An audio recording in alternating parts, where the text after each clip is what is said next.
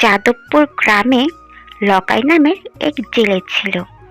লকাই জেলে রোজ সকালে মাছ ধরে তা বাজারে বিক্রি করত। কিন্তু একদিন মাছ ধরতে গিয়ে এক ছোট্ট অদ্ভুত রুই মাছ জালের মধ্যে উঠে আসে। হ্যাঁ গো, চলে এসেছো, দাও জালটা ধুয়ে তুলে রাখি। জালটা ধোয়ার সময় সে অদ্ভুত রুই মাছটি নদীতে পড়ে যায়।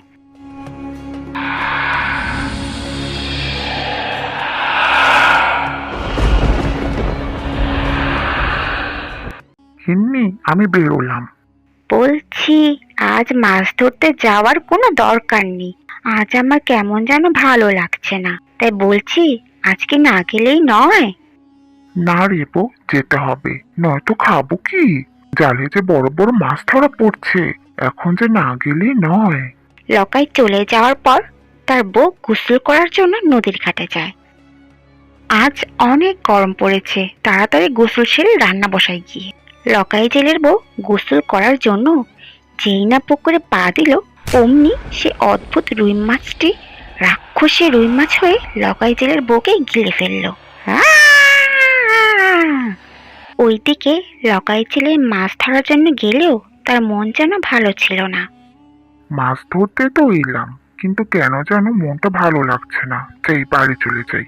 বউ, কি রে, কই গেলি?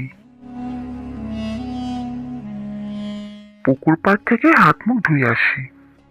এ কি, এখানে এত রক্ত কেন? মাছটি মানুষের গন্ধ পেয়ে উপরে উঠে আসে। মাছটি লকাইকে খেতে নিলেই লকাই চিৎকার করে ওঠে। কে কনে আসো গো, আমাকে বাঁচাও, এই রাক্ষস আমাকে খেয়ে নিল। লকাই ছেলের চিৎকার শুনে সবাই চলে আসে এবং মাছটিকে মেরে সবাই ভাগ করে রান্না করতে নিয়ে যায়। লকাই ছেলে তার বউকে দেখতে না পেয়ে বুঝে যায় তার বউকে অদ্ভুত রাক্ষসে মাছটি গিলে খেয়েছে। এইরকম আরো নতুন নতুন গল্প পেতে চ্যানেলটি সাবস্ক্রাইব করে আমাদের পাশেই থেকো।